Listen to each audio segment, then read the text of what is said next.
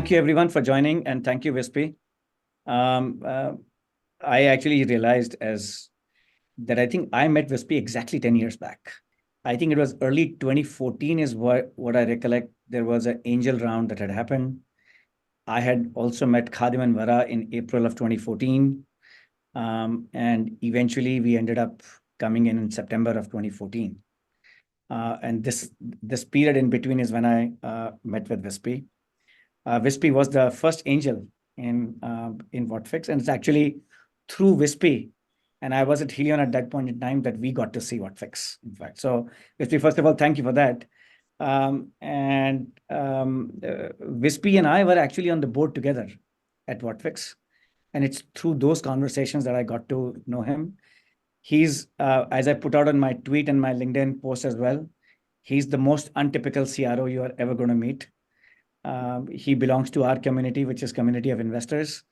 No one would have expected that Vispi would be the CRO, but he has done wonders to Whatfix right from the ground stage to where it is today, and been one of the most phenomenal first principle CROs and salespeople that I have known. So Vispi, welcome to SaaS Talks number 34. Thank you. Thanks, Alok, Arpit, and hi to everyone. Fantastic. Vispi, thanks again. And then maybe to start with, and I'll build on what we were just talking about. When you think enterprise at Whatfix today, what does that mean? But also when you first started thinking enterprise at Whatfix, just what did that definition of saying, we are going to sell to an enterprise? So what did that mean, let's say, I don't know, a few years ago, and what does that mean today? So that there is some context for everybody in the audience as well. For any company, what enterprise means to you is important to identify based on the metrics by which you're selling or the metrics by which you are selling more. If in our case, it's significantly by employee count. That is our main metric. The more employees that you have, the more valuable it is for us in both landing and then in expanding as well. So for us, that was the metric. Other companies might do it by the transaction size. They might do it by the revenue of the company as well. So you have to decide what's your first unit metric, and then what you call enterprise, and then subdivide between enterprise as well. So the second part of your question is, what is it today to us? Because employee count's a big driver, and because enterprises that are 50,000 employees versus 100,000 employees versus bigger all operate differently based on size and scale, that you want to define even further what is either very large enterprise or strategic enterprise. So if you look at very evolved software companies, Workday, SAP, etc., and the like, it won't be just that enterprise. There might be a large enterprise, there might be strategic, platinum, etc. But you decide on it based on how much, what the unit metric is that's important to you as a company. What did that number where you started thinking this is an enterprise customer look like by a number of employees at Whatfix? And then today, what does, in your own thinking, what does that number look like? When we started off, we were very prolific in what was sub 5,000 employees. So when we started, this is 6+ years ago, we had SMB and mid-market, which was sub 1,000. And then we said 1,000 to 5,000 enterprise, and 5,000 plus, if we could ever aspire to get there, is large enterprise. And it's a great study in operations as well, because that definition has been outdated for us for probably 3 to 4 years. We have a large proportion of our revenue comes from way greater than 5,000 employees. But to operationalize that and to change that takes some time. So we just did that recently. So we've started a very large enterprise.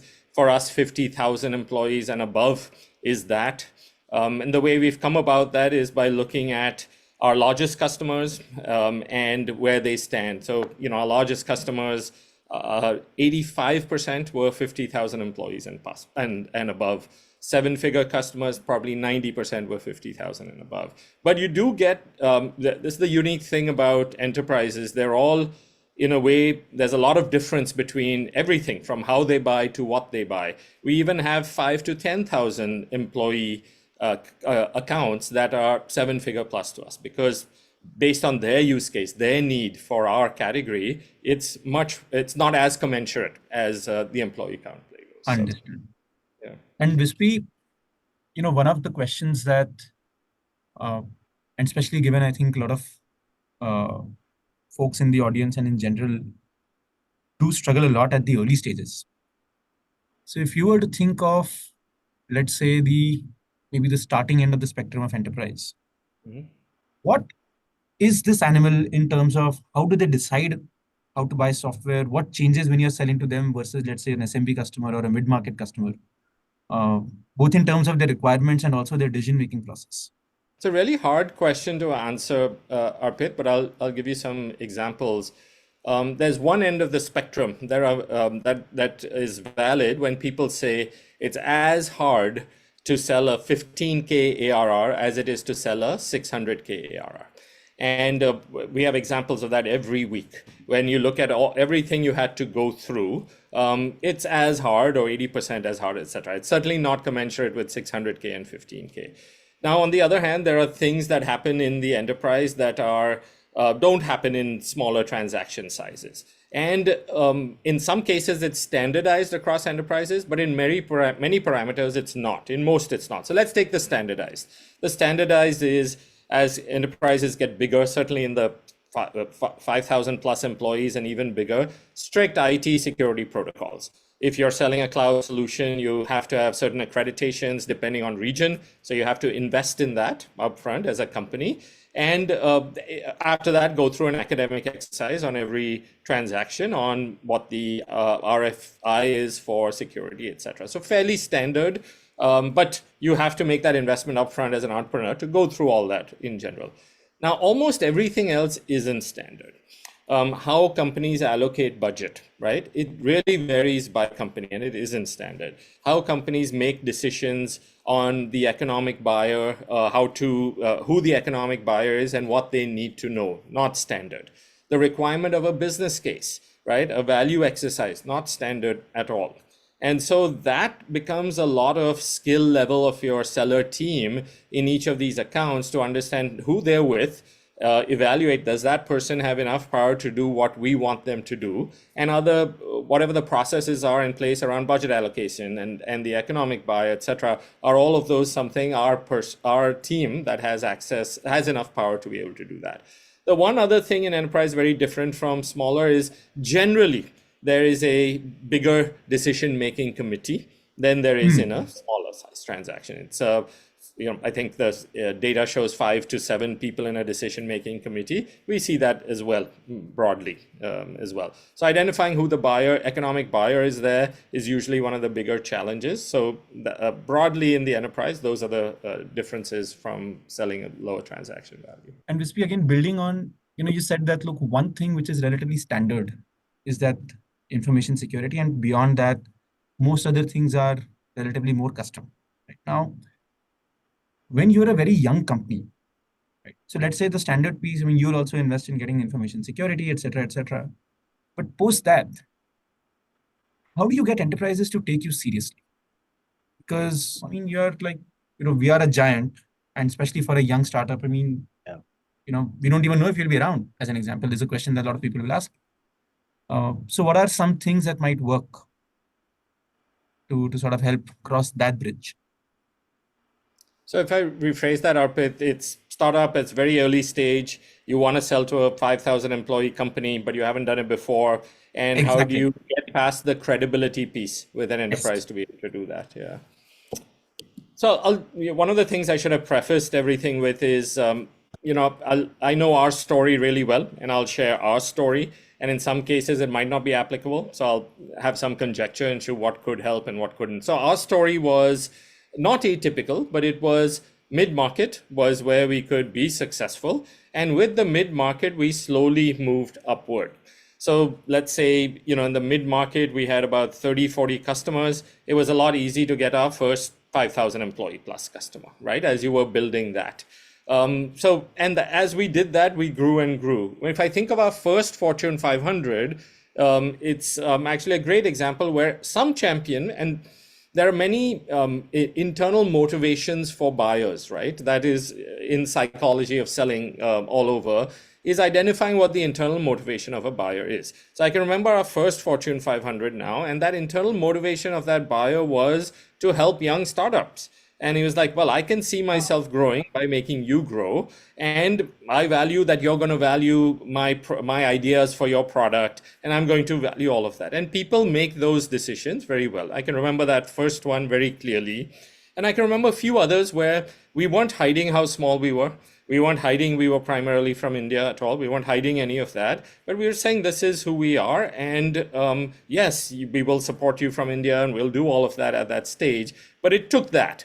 And once that flowed a little bit, then it was very soon, I would say, which was most surprising, the time that has passed since we ever have to explain credibility and who are you, and you have the logos and all of that goes by very fast as soon as you get a few big ones. So that's one thought process that's at least worked for us. I had a few other ideas, but I'll stop there and see if there's any other related questions.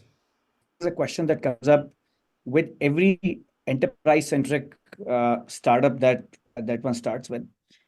And while this is not an exhaustive list, I've seen that two things usually help in the beginning. Either there are enterprises who agree to play ball with you, partly because of your prior relationship with them in the past, right? And that individual credibility, but again, that's a question of what Rolodex, what network you're coming with. But sometimes people are ready to bet on you because they know you and they believe that you will not let them down. That's sort of one way in which it starts. The second that sometimes I have also seen is that it's much harder to go and sell a product. It's sometimes easier to build it with them, at least with the first couple of customers. In the sense that there are enterprises who are looking for something, but they want it to be done their way. And their ability to work with a startup and create something which really meets their needs, if you are willing to create or co-create with them, sometimes that's how you cross the line, because that a large company is not willing to do those kinds of things for you. But that also allows you to sort of get over the line. But that's usually a way you can get to the first couple of customers. Yeah. I've seen that as well with other companies. I've seen that. There are a few other things, Arpit, which correlate with our experience, right? So we sell globally, and we sell, as most people might know on the call, 70% of our team is in India, working shifts that cater to global markets. Now, if you evaluate the geography in global, the US is very prone to be sold remotely. Large deal values, 300, 400K, sold completely remotely. Because they have budgets that are commensurate, it doesn't have to go up. Manager, director levels can make those decisions. And the US is also a leader if you're selling something disruptive. So let's separate out disruptive versus rip and replace. So like us, we're selling something new and disruptive. Our first big enterprise customers were all from the US. And as you go further east, it's less and less risk friendly, and more on that I need a lot more proof points. I can't comment too much on the India market. We have sold in India, and we do sell today, but it's not where we started. So I can't comment on early adoption there. But certainly Western Europe, not as much as the US, but still sort of modern, still sort of developed budgeting cycles. But as you go east, less and less so. And then the other piece was the part where I said new and disruptive versus rip and replace. So if you look at, if you're ripping and replacing something, which is a known category and a known budget, then you can get in at the enterprise level just to be better technically than what they have today. So Workday is a great example of pure rip and replace of what they have already with an HR system. It's not new, it's not disruptive. But we weren't that. So that takes a little more effort, whereas a rip and replace might be easier to get the first few after you've done that. And often these are very technical decisions, in which case product superiority and your flexibility as a team to be able to navigate through what they need product-wise usually trumps a big suite vendor, always trumps a big suite vendor. So that's also sort of applicable and a part to play there as well. So I think the question I asked Vispi was that, what's the kind of your sales cycle when you get into a large enterprise from a land to expand perspective? And largely, when you are selling into a large enterprise where you got deals which are around 25, 30K, 100K or 500K plus, is there a segmentation or is there a variation you get to face?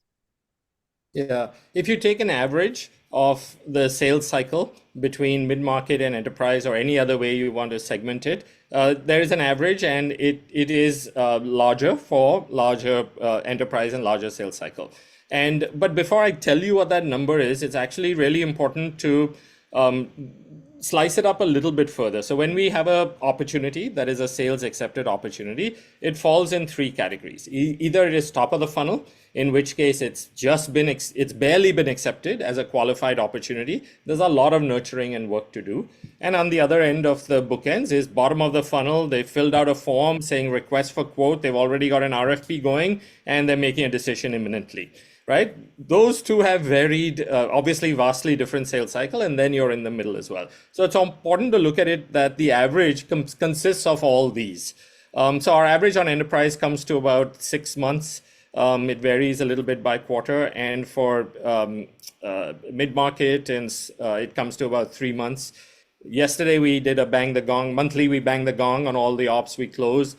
There were 2 ops that were 6 figures. That one was 32 days, the other was 62 days, a little bit outliers. So there's a wide standard deviation, wide range, and you must look at how qualified the op is or where it is in their decision-making cycle there. Sure, thanks. I'm going to ask a question, but also Sunil, if you're okay, I'll tell folks who are listening that Sunil himself is an entrepreneur, started with the enterprise segment, building a company in the global trade space. One of the challenges, at least I see in the enterprise-centric go-to-market versus the SMB. In the SMB, let's say, and again, I'm just taking an example, let's say you're closing $5,000 deals. Usually there's higher volume, there is a higher velocity, there is a benefit of numbers.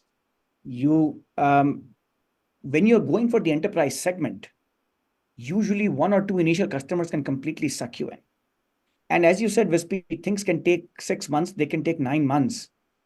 The cycles of learning or iterations are actually very long, therefore, in the enterprise. So 2 questions actually that emanate from it. One is, even if you are enterprise-centric, would you actually recommend to people that they need to go to SMB, then mid-market, and then move up to the enterprise? Is that the path, or go directly into it? And number 2, this challenge of the ability to work with very few customers to begin with, how to mitigate the risk of going with the wrong selection of the first couple of customers itself then? Yeah. So really good. You have to strategically figure out what company are you building. Are you building a company like, let's take extremes. Viva is a pharma CRM. They were building a company from day one to sell to a handful became a 50 to 100 pharma companies, a CRM platform that was going to start at 7 figures. So that was the company they were building from the start. It wasn't a high volume play, etc. If flip side, you look at HubSpot, what were they building? They were building a company on thousands of customers buying for 20K. Now, if you can have that conviction and clarity day one, it's an awesome thing to have, because that's what you were building. Yeah. For us, it came about over time as we were looking at our business being SMB and enterprise. Ours isn't a PLG at all. Ours isn't a very high velocity at 5 to 10K at all. In fact, we have a minimum that is way higher than that. So even our SMB requires a sales cycle and requires a cost of sales. That is very present. It requires a cost of service as well. Our product isn't a plug and play automatically. There's a lot to do with implementation, etc. So for us, we've got to do the SMB in that format most cost effectively, which meant we had a floor below which we wouldn't sell, and gave up a good portion of volume based on that very, very successfully, no looking back, and then focus on the larger enterprises as well, where we can generate a lot of ARR from. So 7-figure ARRs all come from the, I would say, 25,000 employee and above. I wanted to go back, Arpit, to your first customers, and I'm going back because it's really important. most entrepreneurs might have read books or heard from everyone about how it has to be founder driven and founder led. And that comes up all the time. And when we were that size and some of our investors came in, they made us go through recordings and talk to the advisors about how you just can't hire a professional seller until you've got your first 10 to 20 customers you've done on your own. And that's incredibly important because I've seen that error being made constantly. Fantastic. Vispi, I'll maybe build on, this piece around how do you strategically select your early customers? And there is a question from Karan, and I'll just read it out very quickly. We are in pre-PMF stage with a Gen AI product/solution in the sales function category, engaging 2 to 3 Indian enterprise customers as design partners. Now, one of these potential design partners, they want exclusivity over that product in their subcategory, which means you can't sell to their competitors, right? And this is something which at least Interesting. I have seen for a few other companies as well. Any advice on any frameworks on how do you think about such a situation? Because on the one hand, I mean, this customer is very important, but on the other, then guess what? You have a product, but you can't sell it to other people. Yeah. So firstly, hard to answer with conviction with just that, but it's clearly a big decision, clearly one you should seek counsel on. The analysis I would do is what I'm building really highly applicable for BFSI outside of this account? And can they equally pay outside of this account, right? Is it there? And if so, then it doesn't make sense to sort of, and they're going to make you build just for them, right? And that making you build just for them is going to be valid to other BFSI. So is it worth it based on that? That would be number one. The other piece would be not quite answering the question, but coming back to other startup stories and startup mistakes. So one of the crossing the chasm and building a company theories is that you find one bowling pin, among the bowling pin arena, and you nail that and don't do anything else outside of that. And very few of us do that because investor pressure, let's grow with everything we can find, revenue, etc. But figure out that one, you nail that, then it'll topple another and it'll topple another. That's the way to build a company. So if you're in the position where you know that BFSI is a solid bowling pin for your product and the sales AI isn't more compelling, then focus on just that. Build your 10, 20, 30 customers on just that. It'll topple another bowling pin. You'll know where to go. I can't, having gone through these scars, I can't stress how much cleaner your everyday operations and efficiency and focus will be if you focus on just that one bowling pin. I can't emphasize that more. It's very hard because something else will come along and Alok will introduce you to a sales enablement team of one of his portfolio companies, and they'll be, we wanted, let's go design partner, and they'll suck you in for all the features they want. And it's not a healthy way to build a company. I say it from battle scars. Yeah. Understood. Arpit, can I add to the answer? Please. This is a situation that has actually come up often. And Sunil, you might remember many of these come not just for startups. These actually come for very large companies also sometimes. And part of it is the repeatability. And you make the judgment call. So if you are building something, to take Vispi's example for financial services, somebody is asking for exclusivity. And if that's a large segment for you, that's not going to make sense. You can't give those kind of exclusivities, right? Sometimes I've also seen that you can try, and exclusivity is a very strong word, but I think one should remember that everything in the world is negotiable. One can then put a lot of clauses around this exclusivity to reduce the impact of this exclusivity. It can be time bound, for example. And I'm hoping I'm not sort of violating any confidentiality here, but Slintel was one of our portfolio companies. They had one very large customer, which was and they insisted that they need some exclusivity. Ultimately, we were able to time bound that to a 1-year period.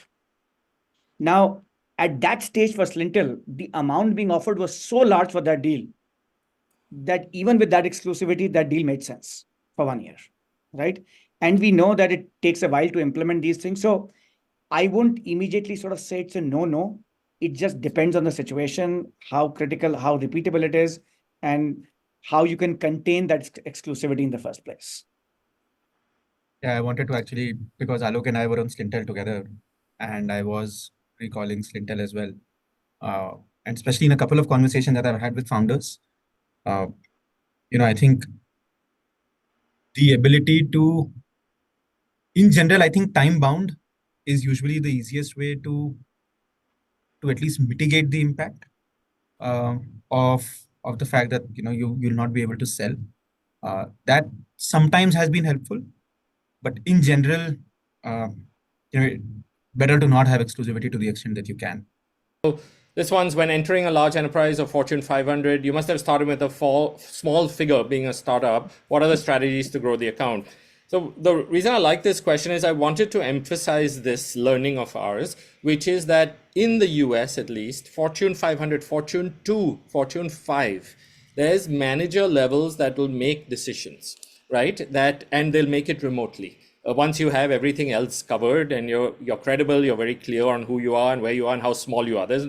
Hiding that is just loses credibility. That's just a personal relationship development. But they're empowered and we're risk takers in the US and they're ready to do it. So it's possible. It's possible. In our case, it was possible eventually to do, as I said earlier, multi-100K all remote. Now, and they can do it, and they can also land at 10, 15, 20K at that manager level. So that part I wanted to stress in the US is very possible. Without having credibility, without having tons of logos, all of that. Now, growing that, it depends on how you grow, right? This is another very unique. We don't grow like most companies. We grow by adding more applications that we cover, okay? Most SaaS companies grow within the account and adding more seats into it. So for that reason, on average, our land is a very small fraction of the total addressable expand in an account. The difference, let's take Workday as an example. Workday will land with HR. It'll land at a very meaningful fraction of the total addressable products they can sell, right? That's not us. So you decide where you are. And if you're in our category where there's infinite expansion potential, truly, don't kid yourself that there's infinite, but truly it is, then you staff that up. We learned separately from you how you staff folks who are landing new logos. So we have a separate team that does just expansion. We give them just 8 to 10 accounts that vary based on everything, territory, industry, and employee count. And they're focused on just expanding in those 8 to 10 accounts only. And that's how we structure it. So Pratik, you'll have to figure out what's your total addressable expansion. Have you already done enough of a fraction, or is there a lot to do? And based on that, you'll have to decide. Yeah. And sorry, Vispi, I'm chiming in on every question here, but I had one advice for early stage founders targeting enterprise. As you are thinking about capital raising for yourself, I find that enterprise-centric startups have a very weird dynamic. At the very early stage, when you're talking about the first 5 to 10 customers, like Vispi mentioned, you as a founder go sell. It's super critical. You actually don't have that much go-to-market spend because the founders themselves sell. The period thereafter, however, because the sales cycles are long, and even though decision-making cycles are long, you don't necessarily land with a very large amount. And again, to Vispi's point, that your initial land may be a fraction of what you will eventually be doing business with their account. Very often, you will find that your cost of sales and what you get as the first land might be actually mismatched. And that actually creates a pressure on the funding side. Your net burn to net ARR increase ratio actually turns out to be not very favorable in the early years of building an enterprise go-to-market, particularly if you're starting with an enterprise go-to-market to begin with. So be cognizant as you're even thinking through as to what your capital requirements for building the company might be. The next common thread, Arpit, on having sales in region versus having sales in India. So it's a common thread. It's part of a few questions. So I'll share our experience. So and the way we are structured with our go-to-market teams and our support teams, whether it's in region or in India, is there is no difference between each person in each region. The quotas are very similar. The types of accounts we go after are very similar. That's a conclusion we've come to. So we haven't. Many other companies have different versions. They'll have small business only remotely and enterprise in region, or they'll have two in a pod model where you'll have someone from in region and someone supporting from India. That's not us. And it's not, and we've not just evolved to that, we started with that and we've stuck with it. So we're hiring people in India to sell at the same level of quota as we're hiring in region. I wanted to share that. Now, when we've looked at all our hires, and ones who have not, so the ones who worked out, ones who have not worked out, and then couple that with academic research. There's some great sales books, Qualified Sales Leader, Sales Acceleration Formula by Mark Roberge, etc., on hiring. And what every book has is that, and our experience is that character traits trump experience. It's sort of very clear. Character traits trump experience. If you have the right character traits, your experience is trumped by that. So what were those character traits? And there are some character traits in Bill Campbell's $1 Trillion Coach. In that book, he was very clear that there's one character trait that's good for everyone, not just sales, but everyone, and it trumps and it indicates your success and your growth in your career. And that one is coachability. And it's hard to do it in one word, but the idea is, what are you doing to learn? What are you doing with feedback you get, and how fast can you incorporate it? And that's a common trait among all of us.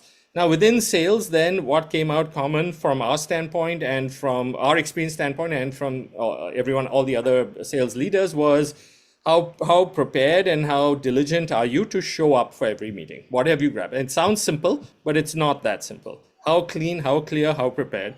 The second one is around communication skills. And communication skills are not English language skills. It's not being articulate. It's not that as much as what credibility are you bringing to your buyers in terms of what you are telling them about you. So the human behavior is, and we test this in our interview, is you ask a question you don't know the answer to. Human behavior is, I'm going to give you an answer to something else and think that I've hit the middle of the bat, but everyone really knows I haven't, but only I think I have. So people love to hear that I don't have the answer, but I'm going to get it for you. Or I don't have this product functionality, but I want your business and I want to build it with you in this way. That's communication skills and credibility. So character traits like that are trump everything. And then the second parameter is skill will level. So it's a learning and development theory, skill and will. Skill is competence, how fast you learn, how intelligent you are. And will is your perspiration. So now top right, you have to decide for your sales cycle, what do you need? And for us, fortunately, or whichever way you categorize it, we need high skill and will because we're not selling a commodity. Today, a seller will have to be able to know the use cases for Whatfix on an ERP. Tomorrow, he'll have to know the use cases for Whatfix on an e-commerce site. Day after, for Whatfix on. It's a heavy intellectual load. And that trait is one where the people who like that are ones who like intellectual stimulation, learning every day, constantly being challenged, etc. Versus, I don't care how it comes in. If I can bang the gong 20 times a day for any reason, that's what I want to do. So you have to evaluate what you need. But character traits trump personality, and I want to answer it in Trump experience, and I wanted to answer it in the questions along, is it better to hire in India versus here? That's our experience. Yeah. Mm-hmm. You talked about the fact that you have hired, it's the same for you in India and US in terms of hiring, quotas. One of the judgment calls that most early stage enterprise-centric entrepreneurs have to make. And for a moment, let's assume that they are US-centric. I'm going to make that assumption. Is that, do they hire for sales in the US right from the get-go? Or should they hire remotely and then serve from here? Listening to you, is it fair to interpret that even for enterprise-centric startups, they can actually hire in India and serve the US for the enterprise segment to begin with?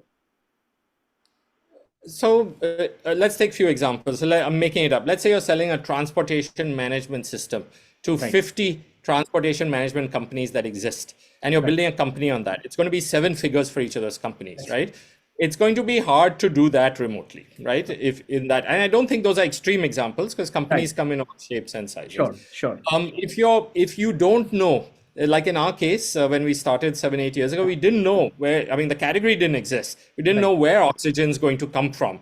Definitely, you don't want to hire in region. You have no idea where oxygen is going to come from here. I'll answer it in another way as well. Think about 2x2 again. And on the y-axis is, do you have a single buyer or do you have multiple buyers, right? So on the lower end of the y is multiple, higher end is single. And on the x is, the extreme is it budgeted or is it not budgeted, right? Right. So now if you have a single buyer and it's budgeted, it's easy to prospect into it, right? It comes back to the Workday example. Rip and replace, easy to prospect, you can open doors easier. And if you're on the other side, which is, I don't know who my buyer is right now, even though I'm successful in consumer. So Dropbox is a great example of that. Very successful in consumer, but it didn't work in enterprise for a while because everyone was a buyer. Anyone who swiped their credit card was a buyer, and that made it hard, and there was no budget. So you can also decide based on that. If it's rip and replace, let's say, and you're going after the transportation example I gave you, seems like it makes sense to hire someone from transportation, little experience, who has access to those 50 accounts to open that. And you want to get now we're getting into getting the right person, which is a different topic, but it all falls under the metrics. But if you don't know, which is most of us, at least it was our case, then it's much better not to. And especially if it's US market, right? There was one more thing, so I'm going to do not controversial, but give the other side. So I won't call it hiring in region, but visiting customers, right? I'll put it in that category. Visiting people, you will learn umpteen times more and increase your win rates and develop credibility, especially when you're young, far greater than you will remotely, right? That doesn't mean hiring here, but it means showing up and meeting customers, right? That's you can't not do that because you'll never grow and you'll never learn more about the account. You'll never build as good relationships as you would if you're meeting face to face. That's a really important component. So unless you're selling whatever, 5, 10K velocity sale, doesn't matter, commoditized, I don't need to convince anyone of that this category exists. I don't need to convince someone of the credibility of my company, then you don't need that. But otherwise in enterprise, visiting, because I'll just be clear, some of our customers who we have sold to have objects in Salesforce around visiting, right? More visits equals more sales. So visiting doesn't mean you have to have people here, means you have to have a manager here, you might have your founder here, you might have your sellers travel here, etc. Visiting is an important component of an enterprise sales cycle. So little slight nuance or curveball. Fair point. Whatfix at one point had raised pricing significantly, and what impact did it have? An associated question was, when we are trying to win enterprises very young, should you be willing to, in some sense, be more flexible on pricing that, hey, when the next renewal cycle comes, I'll be able to start charging close to what I really want to, but at this point of time, let's give a discount, let's start working with customers, or will that be a lack of credibility? Hey, why are you coming and telling me, why are you selling so cheap in some sense? So I think those were some questions on the pricing piece.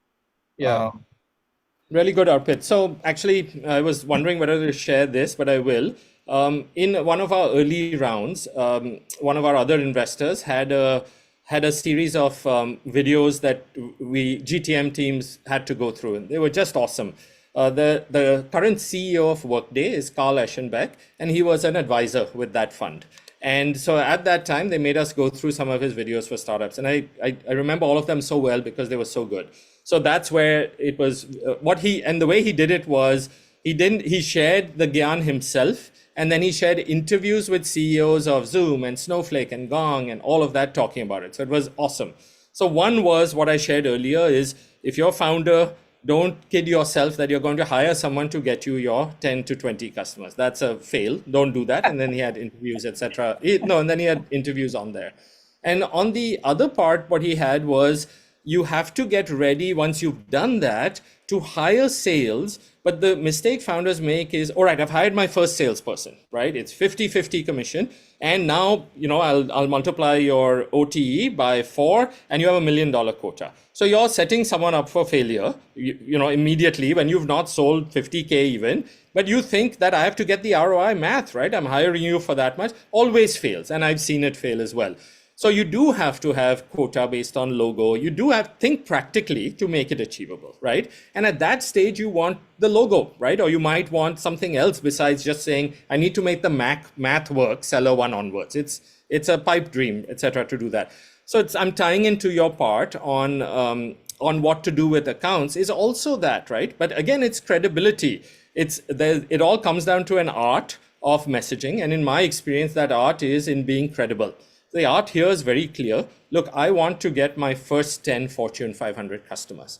You are among the ones that I want to get. And for that, I've created this program that allows you to spend X amount in year one. That could be 0. In year 2, based on some frameworks, it goes up to that. But I'm very interested in getting that based on where I am as a company, right? At the end of the day, only the truth works, right? And mixing it up with anything else doesn't. So it's a known strategy is how I wanted to answer the question. Because I'm dying to tell you the rest of the gyan from the videos. The next one was really awesome. It was, he said, I got tired of telling startups that don't hire enablement and operations too late. But typically what we all do is in the early stages, if you're not selling or building product, boy, why am I spending there? And the analogy was you'll build these floors on your building, right? 1 sales rep, 2, 3, and you'll build it all. But the steel girders will be weak. And what will happen is once you get to 3 or 4 or 5 people, it'll be hard for you as a founder to know what everyone is doing. But guaranteed, because the steel girders are shaky, they are losing ops because they don't know enough. And that was the other thing. And then correlated to that, he said, the founder who's done the first 20 sales is the one who should be doing enablement for the next X people that come in. Because once you lose that knowledge transfer, right? Depending on what you're selling, if it's very complex or if it's commodity, if it's complex, then you're going to have people out in the field. And if they're remote, they're just not enabled well at all. And they're not able to open doors or close deals. And this is now an anecdote I remember. This was, I guess, in the first year of working with Whatfix. There was an RFQ, whatever, that came from Schlumberger. I don't know, Vispi, if that rings a bell. And the average deal value at that point was somewhere between $1,000 to $2,000 for Whatfix. So I'm talking about those days. And suddenly there is this opportunity. And on one hand, we were very keen that we need to get there. But we were cognizant of the fact that if we put too low a price, we will be actually shown the door because they'll feel like we don't even meet the bar. Eventually, we put a price tag of $70,000 for that opportunity. And we were still shown the door. And I was essentially trying to make the point that if it's a large enterprise, I don't think it's just the price that wins you. Also, feel free to be a bit bold. I think they're taking a massive risk with every piece of software that they are. Risk mitigation is a very large part of enterprise buying. So there is a value component of it, and there is a risk mitigation component to it, which is why I think in the beginning we were saying, what if you as a vendor don't even exist next year from now? That's part of a risk mitigation as well. And so we sometimes hesitate to put the price tag. Price alone is not what's actually going to get you in the enterprise segment. And sometimes you may have to go against the grain of your own gut and not be shy in actually putting a number, even if you feel sort of uncomfortable about it. Yeah. There's a lot of moving parts to price, let's say by transaction, right, Arpit? And who is your champion and what's their power level, right? You might be at a level where it's, look, I've got 10K budget that I found somewhere and my problem statement is X, and can you fit in there? Or it could be that you have created and shown value in the cycle, like this is your big problem. I'm going to reduce the cost. One of the things, I'm going to increase revenue, reduce cost, adhere to compliance. One of the value levers that you have been clear to articulate in the sales cycle, and they have bought it. Now that always happens at a much more senior level, right? It's not happening at a more junior level. There you could certainly move up and charge higher, etc. So there's a lot of the art of selling and figuring out who you're working with and how big this problem is, right? Yeah. There's geographic implications. The US is obviously risk friendly, quicker to make decisions, faster budgets, and as you go east, it gets harder for sure, etc. on that. If you switch gears to a slightly different topic, but again, specifically in the context of enterprise sales, which does come up quite often, and what I think Alok was mentioning at the start, that every once in a while you start thinking, hey, I'll have the product ready, and then I'm going to sign up a bunch of these partnerships. with a whole bunch of, let's call them system integrators or equivalent. And guess what? Life will be great.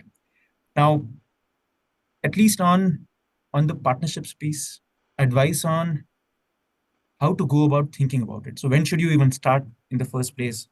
What kind of partners make sense? How do you have the right, if I may call it, incentive structure for your partners to set them up for success? What's been our experience like on that front? So many different types of partners, right? So let's take as systems integrators, GSI services, right? There's many, they're like continents in terms of even their functions, right? You have client facing, then you have technology practices, then you have other things like change and learning, etc. But if you look at client facing by account, their interest in partnerships is to generate more services. That services has to be very meaningful, 3 to 5 times the software, but not 3 to 5 times software at 50K, 3 to 5 times software, 3, 4, 500K. So who are they working with? Big hyperscalers, big data companies, all of that, right? That's the game there. That's where it's prolific and big and really makes sense. But if you have a technology that fits in a technology practice, then you don't have allocate the resources that you have to in the first, which is I need to have a partner manager team that's engaging field level, right, with their Fortune 500 account sellers and our Fortune 500 account sellers or me, and being able to generate business there, because that's a services play. Here you pick a tech practice. And the best examples of these that our GSIs have told us has been in security. So in security practice, there's so many different products. So a security company can work to make themselves with that tech practice such that they are part of the order form when security is brought. If you basic examples, if someone's coming for a firewall, don't they want a vulnerability assessment tool as well? Or don't they want an intrusion detection tool as well? So if you can get that play and be part of a tech practice, then at least you're not allocating heavy resources at the field level to say, account by account, do you want my vulnerability assessment tool? When that tech practice is involved in a transaction, they include your tool if that's a fit for that. That seems to be worth it if you can do that. Otherwise, it becomes field level and a lot of field level engagement, which should happen only when you have a lot of services to provide. Our experience is we are now getting to the stage where large GSIs can make 3 to 5x on our dollar of software. Those examples are less than a dozen, but as they get more practice to do it, they can do it and have the ability to do it. There's also GSIs come in a few flavors. Some are real strategic advisors to their end customers where they could recommend something and the end customer isn't questioning it. And some are, competing with everyone else. And so it's more about price and is it disruptive to them, etc. But bottom line is a lot of your time and resources can get sucked in here where you're not getting a win, but they are. Because they're getting a win just by bringing you in and showing something disruptive, right, to the C-suite. Yeah. That's not their regular business. The regular business is competing on time and materials. When we engage with these kind of system integrators, and let's assume we have found the right partner who truly have a practice that they want you to be a part of, what are things that we should do to set them up for success? And what are potentially also things that we should say, hey, this is something that we should avoid doing, because otherwise it'll be too much of a distraction, because you have to have that balance, right? Yeah. If you can set them up for success, basic operations, have the product, demo environments, all that sounds easy, but these things get outdated and no one's watching it. You're projecting something that either is outdated or doesn't exist anymore. But the other one is from a startup standpoint is how do I make sure that tech practice is including me in as many of their at-bats that they get, right? Which means, again, a little bit of education and enablement. That's the goal. What is avoidable is, depending on your ARR per account, are you allocating resources towards then going in front of an end customer because they don't know how to pitch it or any of that? And there's where you have to watch, are you allocating your resources in the right place, depending on the average selling price and things like that. And one category we haven't touched is where do your leads come from, right? And how does a company start off? And what I've seen is, at least for us, we started off with a lot of inbound. And how did that come inbound? We were doing SEM around it. And fortunately, there was enough buyers that were looking for competitors to the companies we compete with or our category, etc. But eventually, every company has to build out all sources. So what are the sources? There's inbound, there's content driven, there's partnerships, there's outbound, there's events, right? Broadly in those categories. And I'll give you some examples of other companies. So at HubSpot, content was huge for them. I remember the CEO telling Alok and me once, I defy you to search for anything around sales and marketing on Google and not find a HubSpot blog on it. I defy you, do it now and show me, whether it's comp plan or this or that. They went heavy on that. See, coming back to my 2x2, if you're a rip and replace, one buyer ripping and replace something, feels like you'll be very successful in outbound, right? Because you're very clear there. So figure out what your first path is. I think it's safe to say that in the first phase of a company, you will have an extraordinary contribution from one path, like we had from inbound. I think it's safe to say that, and eventually you have to build all those out. So that was the answer to a short but critical question is, what are some of the strategies? Then you have to figure out which is the one for you and which matrix do you fall in. Vispi, if I may add one question, I think we might be able to probably squeeze in just one or two questions. It's a variation of what Pratik Desai has asked here. But one of the calls that all SaaS companies from India need to make, and I'm trying to instantiate that in the context of enterprise thing, is that sometimes it's easier for you to get to a couple of enterprise customers in India because that's where your current network lies. Versus you might be thinking that, look, in the long term, I do want to build a company for the US market. What would your advice be to companies? To start with US as the get-go? Or actually, it's okay to build the first few million ARR, let's say, out of India and then decide to go to the US? And you have seen Whatfix, but many other companies as well in your journey. Yeah. I don't know the answer, to be honest, Alok. Greatly, I know the example. So there's a famous Girish quote from Freshworks where he values the advice his boss gave him, which is it's easier to make $1 than it is to make any other currency. That's very relevant.